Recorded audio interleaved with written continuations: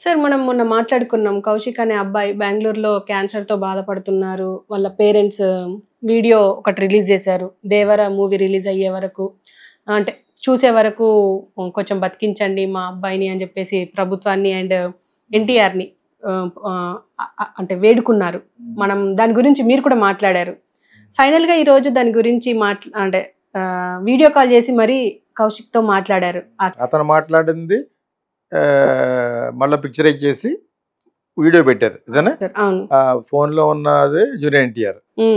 అది నీ నవ్వు బాగుంది, నువ్వు అప్పటి వరకు బతుకుతావు, నవ్వు లేదు గివ్వు లేదు, ముందు వరదలకి ఇచ్చేది మానేసాడికి ఇస్తే ఆడి వరకు బతుకుతాడు, నీ నవ్వు బాగుంది అని అమ్మాయిని అంటారు. సహజంగా అమ్మాయిలు అబ్బాయిని అడుగుతారు, అంటారు నేను నవ్వు బాగుంది అందుకే పడిపోయాను అంటూ ఉంటారు అనమాట. ఇక్కడ అలా కాదు, కానీ you give him the full treatment. ఇది వరదలకి ఇస్తే మా సముద్రంలో కలిసిపోద్ది, సీఎం ఇందా చెప్పాం కదా, సీఎం ఫండ్లో కలిసిపోద్ది. Don't give to film people. యాక్చువల్గా పవన్ కళ్యాణ్ ఇచ్చాడంటే ఈజ్ ఇన్ టు పాలిటిక్స్, అప్పుడు is into government, is a part of government, part of main person the government. కాబట్టి అతనికి పర్లేదు, ఎక్కడ చేరాలో ఎలా చేరాలో చేయిస్తాడో బహుశా. ఓకే, జగన్ ఎందుకు ఇస్తాడో ఎవడు. అదేవిధంగా జూనియర్ ఎన్టీఆర్ అతనికి అతనే కాదు, డబ్బులు ఉన్న నేను చెప్తున్నావు, నువ్వు ఇస్తున్నావు అంటే నా దగ్గర డబ్బులు ఉంటే ఇస్తాను. నా ఫిల్మ్ స్కూల్లో నేను అనుకున్న దానికంటే ఎక్కువ బ్రేక్ ఏమైనా వచ్చేసింది అనుకో డెఫినెట్గా ఇస్తాను. నేనేం ఇస్తాను, ఐ డోంట్ ఈట్, నాకు ఏ అలవాటు కూడా లేవు. సో అంచేత వాళ్ళు ఎవరో అనేసినప్పుడు నేనే నేస్తున్నాను. నాకు మన స్తోమతకి ఎంత ఇవ్వగలమో 5 లక్షలు 10 లక్షలు నేను ఇస్తాను, కానీ వాళ్ళకి కోట్లు ఇవ్వగలరు. అటువంటి ట్రీట్మెంట్ చేయాలంటే 70-80 లక్షలు కూడా అవుతుంది. నిజంగా అతను అన్నట్టు సినిమా రిలీజ్ అయి నేను చూసే వరకు బతికించమంటే కనీసం 70-80 లక్షలు అవుతుంది. ఇంకా డెఫినెట్గా కూడా పర్మనెంట్ క్యూర్ చేయొచ్చు, సొనాలి బెండ్రీ లాగా అంటే ఇంకా ఎక్కువ చేయొచ్చు. అలా చేయడంలో పోయింది ఏం లేదు. ప్రొడ్యూసర్ చేయొచ్చు, డైరెక్టర్ చేయొచ్చు. మీరు తీసుకున్నారు కదా 15 కోట్లు 20 కోట్లను, ఇంకా you can do it. Plus ఏమో ఇటువంటి చల్లని మాటలు మాట్లాడడం కూడా కరెక్టే. మోర్ దెన్ ఎ మెడిసిన్ ఏంటి, ఎక్కువగా అతనికి కావాల్సిన ఒక పెద్ద హీరో తన అభిమానితోటి ఇలా మాట్లాడడం అనేది కూడా అతనికి చాలా ఇమ్మెన్స్ హ్యాపీనెస్ ఇస్తుంది. ఇప్పుడు ఇదే వీడియో వైరల్ అవుతూ ఉంటుంది, అతను 10 చూసుకుంటూ ఉంటాడు. ఆ అబ్బాయి హాస్పిటల్ కదా, చూసుకుంటున్నప్పుడు will feel very happiness will cure, like music cures disease. అలాగా మంచి మ్యూజిక్, అతనికి అభిమానమైన నటుడు జూనియర్ ఎన్టీఆర్ సినిమాలు చూపిస్తూ చాలా కాలం ఆనందంగా ఉంటే డిసీజ్ విల్ గో అవే, కొంత సబ్సైడ్ అవుతుంది. And at the same time ప్రాక్టికల్గా కూడా జూనియర్ ఎన్టీఆర్, కొరటాల శివ, ప్రొడ్యూసర్ వీళ్ళంతా కలిసి దే షుడ్ హెల్ప్ హిమ్. చాలా మంచి మానవ సేవ మాధవ సేవలాగా they will get a very good name and పుణ్యం ఆల్సో. పుణ్యం పురుషార్థం తగ్గాలంటే ఇటువంటి డెఫినెట్గా చేయాలి. ఒక పేషెంట్ని బతికించారంటే అందులో మీరు అర్ధంతరంగా ఎంటర్ అవుతున్న వాళ్ళు కాబట్టి, అభిమానంతో ఒక అమ్మాయిని అడిగాడు కాబట్టి, అతన్ని మీ సినిమా అంటే మీ సినిమా అయిపోయిన తర్వాత కూడా ఇంకో 4-5 సంవత్సరాలు బతికేటట్టుగా కూడా మీరు కాపాడగలిగితే it will be very, that is my హృదయంలో అని చెప్తాను యాక్చువల్గా. అది చాలా చాలా మైలేజ్ ఇస్తుంది మీకు, ప్లస్ మీ కుటుంబాలకు కూడా మంచి జరుగుద్ది. యాక్చువల్గా ఇందాక ఎక్కడో ఒక చిన్న వీడియో చూశాను అనమాట, మనిషి ఎలా బ్రతకాలో దాని గురించి. ఐ థింక్ యండమూరిని లేటెస్ట్గా అతను ముందు చాలా పుస్తకాలు రాశాడు. అతను ఎవరు ఇంటర్వ్యూ చేస్తున్నప్పుడు ఎలాగుంటే ఏం జరగదో అనేది మనం ఊహించడం కష్టం కాబట్టి ఊహించుకొని బిహేవ్ చేయాలంటాడు అట. ఎవరికో అలా జరిగిందనమాట. ఇక రేపేదో నేను ఎంత పెద్దవాడిని అయిపోతాను ఈ ప్రాజెక్ట్ తర్వాత అనుకున్నవాడు వెళ్తూ యాక్సిడెంట్లో ఏదో జరుగుద్ది. సో అంచేది ఇటువంటి జరగకూడదంటే ఇటువంటి పుణ్యాలు చేయాలి, హృదయంలో చేయాలి. అలాగే అంతకుముందు పాత నటులు చేసేవారు కాదు, అవసరమైతే జోలు పట్టుకుని అడుకుడు తినేవారు. దివిసేమ వచ్చినప్పుడు తప్పితే ఒక్కడో ఎక్కువ డబ్బులు ఇవ్వడం నేను ఎప్పుడు చూడలేదు.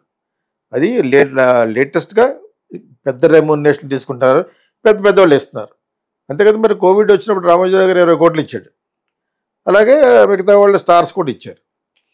సోను సూద్ అన్న నాన్ గవర్నమెంట్ ఆర్గనైజేషన్ పెట్టి దాని ద్వారా హెల్ప్ చేశాడు, ఏదో విధంగా హెల్ప్ చేశాడు. అది ఆ హెల్ప్లో అనేది ప్యూరిటీ ఉందా లేదా అని ఎవడో అడిగితే సాధారణంగా నాన్ గవర్నమెంట్ ఆర్గనైజేషన్ దాంట్లో ఎవడే ప్యూర్ కాదు, వాళ్ళకి సెపరేట్ అకౌంట్ ఉంటుంది.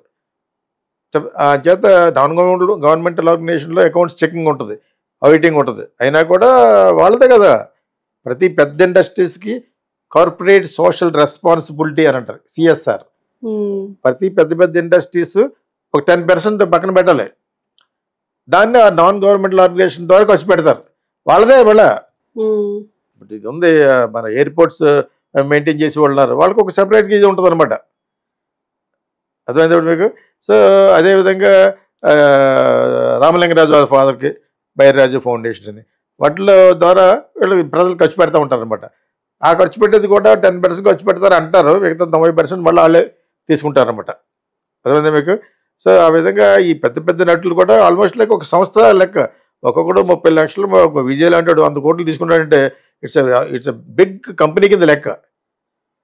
వాళ్ళకి కూడా ఉంటుంది. అవేటో చెప్తాడు కార్పొరేట్ సోషల్ రెస్పాన్సిబిలిటీ అంటే ముందు వాళ్ళు కార్పొరేట్గా అనౌన్స్ చేయబడాలి. వాళ్ళు ఏం చేస్తారంటే అక్కడ ఈ ఈ ఆర్టిస్టిక్ సైడ్ కొన్ని కొన్ని ఉంటాయన్నమాట, ఎగ్జంప్షన్స్, ట్యాక్స్ ఎగ్జంప్షన్స్, ఆ విధంగా చేయిస్తారు ఆడిటర్లు.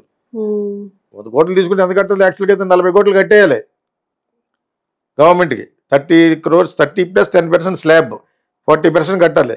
దాన్ని తప్పించుకోవడానికి ఎటువంటి విధానాలు వాడతారు? 100 కోట్లు తీసుకునేవాడు 100 కోట్లు తీసుకోడు, 40 కోట్లే తీసుకుంటాడు, అదే అకౌంటబుల్. 60 కోట్లు బ్లాక్ తీసుకుని బిల్డింగ్లు కొనుక్కుంటాడు. ఆ 40 కోట్లకి 40% కట్ చేయాలి. అందరు చేసే పని ఇదే. ఆ కట్టింది కూడా ఏ విధంగా తప్పించుకుందామని చూసేవాళ్ళు ఉంటారు. గవర్నమెంట్కి ట్యాక్స్ కట్టేసి దేశానికి సేవ చేసి జై భారత్, జై హింద్ అనేవాళ్ళు ఎవరు లేరు ఇక్కడ. బుర్రనే పెడతా ఉంటారు. ఫేస్బుక్లో వచ్చినప్పుడు ఒక సోల్జర్ చచ్చిపోతే జై హింద్ టైప్ చేయడమే కదా, రూపాయి ఎవడాడు. అలాగే సైనికులు చచ్చిపోతున్నప్పుడు I think Pawan Kalyan has given something Indian ఆర్మీకి ఇచ్చేటట్లు. అతనిలో కొంచెం ఫైర్ ఉంది. ఆ ఫైర్ అనేది దాంట్లో జెన్యూనిటీ ఉందని ఎందుకు చెప్తామంటే అలా ఇచ్చి చూశాడు అతను. ఇచ్చాడు. అటువంటి పేర్లే 10 సంవత్సరాలు వర్కౌట్ అయ్యి ఇది ఫేక్ కాదు అని నిజమని తెలిసిన తర్వాత వాడు ఎక్కువ సీట్లు గెలిచాడు కదా. ఫ్యానిజం ఎప్పటి నుంచో ఉంది. అంచేత కొంత కాదు, చాలా వరకు నిబద్ధత ఉండాలి, చాలా వరకు దాన్ని ఏమంటారు, నిజాయితీ ఉండాలి ఇటువంటి విషయాల్లో. జనరాసిటీ ఇక సేవా దృక్పథం ఉన్నవాడు మటుకు వాళ్ళందరికీ మంచి జరుగుతుంది, వాళ్ళ ఫ్యామిలీకి మంచి జరగదు. నువ్వు ఇలా సంపాదించుకుంటూ వెళ్ళిపోతావు. ఏదో ఆడెవడో కన్నడ వాడు లోపలికి వెళ్ళిపోయా చేసి అని అదుపు పనులు చేస్తూ బయటికి మంచి పనులు చేసినట్టు సినిమాలు చూపిస్తే, ఒకప్పుడు ఎంజీఆర్ సినిమాలో అన్నీ హెల్ప్ చేసినట్టే ఉండేది. దాన్నే ఎన్టీ రామారావు ఫాలో అయ్యాడు. బయట వచ్చి ఒక్కొక్క అమ్మాయిని ఉంచుకున్నాడు అంటే 5 సంవత్సరాలు వేరే సినిమా చేయకూడదు. Latha, Manjula, Jayalalithaa, no movies 5 years and 5 years ఉండాలి. ఓకేనా. సినిమాల్లో మట్టుకు ముసలోళ్ళకి అన్నం పెడుతున్నట్టు, వాళ్ళు చేస్తున్నట్టు, అమ్మాయిలు బట్టి ఎక్కడ పడితే అక్కడ పట్టించుకుంటూ ఉండేవాడు ఎంజీఆర్. అంటే అందుకు జనాలు కూడా బాగా చూసేవారు సినిమాలు. అతని సినిమాలో పాత పాటలు చూసినా కూడా చాలా సెక్సీగా ఉంటాయి ఎంజీఆర్. దాన్ని చూసే మరి ఎన్టీ రామారావు గారితో కూడా ఆరేసుకోబోయి పారేసుకున్న ఎప్పుడు మొదలుపెట్టి రాఘవేంద్ర డైరెక్టర్ అయిన తర్వాత పెట్టాడు ఆయన. చూశారు, ఏం ఇలా చేస్తే పర్లేదా అని ఉంటాడు ఆయన. రామారావు గారు ఏం పర్లేదు సార్ మీరు చేస్తే చూస్తారంటే చేసాడు ఆయన. అదేందా. లేకపోతే యాక్చువల్గా ఆయన అంత ఇండీసెంట్గా నటించవలసిన అవసరం లేదు, చేయడు కూడా. ఈయన ఫోర్స్ వల్ల చేశాడు. సో అందులోనే అక్కడక్కడ అన్నీ ఎందుకు మాట్లాడుతానంటే జనాలకి జనరల్గా తెలియదు. ఇప్పుడు నా వీడియోలో ఎంతప్పటికి దే షుడ్ ఎంజాయ్ ఫిలిం. అన్నిట్లోనూ పాలిటిక్స్ ఏం ఆడతాం, అన్నిట్లోనూ సినిమాని ఎందుకు కలపాలంటే మనం ఏదో విధంగా అంతర్లీనంగా సినిమాతో ముడిపడిపోయింది మన జీవితాలు. అక్కడ ఎంజీఆర్ గురించి, ఇక్కడ ఎన్టీఆర్ గురించి. రిక్షా ఓటు కూడా పేపర్ ఎప్పుడు చదవడం మొదలుపెట్టాడు ఆంధ్రప్రదేశ్లో? ఎన్టీ రామారావు పాలిటిక్స్కి వెళ్ళిన తర్వాత. దీనికంటే 40 సంవత్సరాల ముందే ఎంజీఆర్ అక్కడికి వెళ్ళాడు కాబట్టి వాళ్ళకి పొలిటికల్ అవేర్నెస్ ఎక్కువ. వాళ్ళు అప్పటి నుంచి పేపర్ చదువుతున్నారు. దినతంది, దినమల్లర్ ఎందుకు చదువుతున్నారు? ఒక యాక్టర్ వచ్చి పాలిటిక్స్లో ఉన్నాడు కాబట్టి ఆ యాక్టర్ ఆయనకు కావాల్సినాడు. తలైవర్, ఎంజీఆర్. ఇప్పుడు లేటెస్ట్గా ఎవరు హీరోయిన్? మంజుల. ముందు ఎవరు? లత. ఇంకోటి ఎవరు? జయలలిత. అంచేత వాళ్ళందరికీ దే ఆర్ కన్విన్స్డ్. సో ఆయన అన్ని మంచి పనులు చేస్తాడు. స్క్రిప్ట్ అంతా ఆయనకి చదవాలి, సీన్ బై సీన్. ప్రజలకు సేవ చేస్తున్నట్టే ఉండాలి. అందుకనే డిఎంకేని కరుణానిధిని ఓడించారు. ఇద్దరు ఫ్రెండ్స్. ఈయన మాటల్లో కథ రాస్తే ఆయన actor. They are the best friends. తర్వాత పార్టీల్లో సిద్ధాంతాలు మార్చుకుని సెపరేట్ పార్టీ పెట్టేశాడు ఎంజీఆర్. అదేందా same thing with NT Rama Rao. NT Rama Rao గారు పాలిటిక్స్లో వచ్చారు కాబట్టే రిక్షా ఓటు కానీ అందరూ పేపర్ చదవడం మొదలుపెట్టారు. అందుకని పేపర్ నాలెడ్జ్ ఏమీ లేదు. ఎవడు పన్నాడు గొడవ, పాలిటిక్స్ ఇంత బాగా తెలియడానికి కారణం ఎన్టీ రామారావు. అందరూ ఎన్టీ రామారావు అని ఉంటారు కదా. ఇప్పుడు the same thing Pawan Kalyan వస్తే కొంచెం డైల్యూట్ ఎందుకైందంటే అంత అయిపోయింది ఆ యుగం. లేకపోతే 10 సంవత్సరాలు గెలవకుండా ఎందుకుంటాడు? ఓ పక్కన బ్రహ్మరథం పెట్టేస్తుంటే సినిమాలకి, ఇక్కడ నీకు పొలిటిక్స్లో ఎందుకు ఓటు వేయడు. సో దాన్ని మనం we have to take it as a positive note అనమాట. ఓకేనా? Okay, thank you.